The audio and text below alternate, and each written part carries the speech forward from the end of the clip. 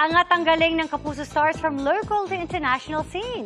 Kasunod yan ng mga pagkilalang hinakot ng ilan sa Jinseo Arigato International Film Festival at sa 72nd FAMAS Awards. Makichika kay Aubrey Carampel.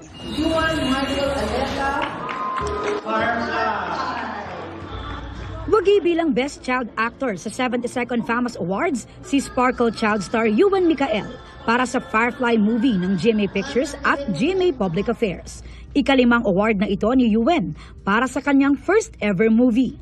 Ang sobrang pasalamatan, siyempre, ang Panginoon Diyos dahil pinahiram niya po ako ng talento para magawa ng lahat ng ito. Soon mapapanood si Yuan sa upcoming GMA drama series na Forever Young. Ang kanyang Forever Young co-star na si Quezon City Councilor Alfred Vargas nanalo namang Best Actor para sa pelikulang Pieta. Recipient naman ng Herman Moreno Youth Achievement Award si Sparkle actor Joaquin Domagoso.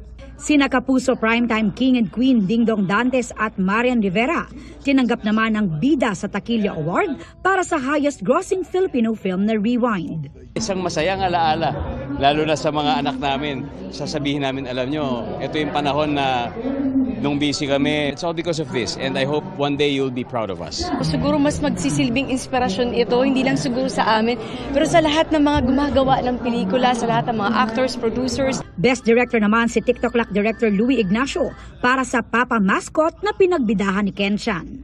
Binigyang pagkilala rin si Senator Bong Revilla bilang iconic movie actor of Philippine cinema. Kabilang naman sa iconic movie actress of Philippine cinema, sina Nova Villa at Pilar Pilapil. May special citation award din ang veteran actress na si Gloria Romero. Dumalo rin si Asia's multimedia star Alden Richards na nominated naman as Best Actor para sa Family of Two. Sa litratong ito na ipinost ni Dingdong at Marian, makikitang nakasama nila ang Hello Love Again stars Alden at Catherine Bernardo sa holding area, kasama ang iba pang artista. Humakot din ang parangal ang ilang Sparkle stars sa Jinseo Arigato International Film Festival na ginanap sa Nagoya, Japan. Best Filipino Artist and Talent Management ang Sparkle GMA Artist Center. Tinanggap ang award ni GMA Senior Vice President Attorney Annette Gozon Valdez.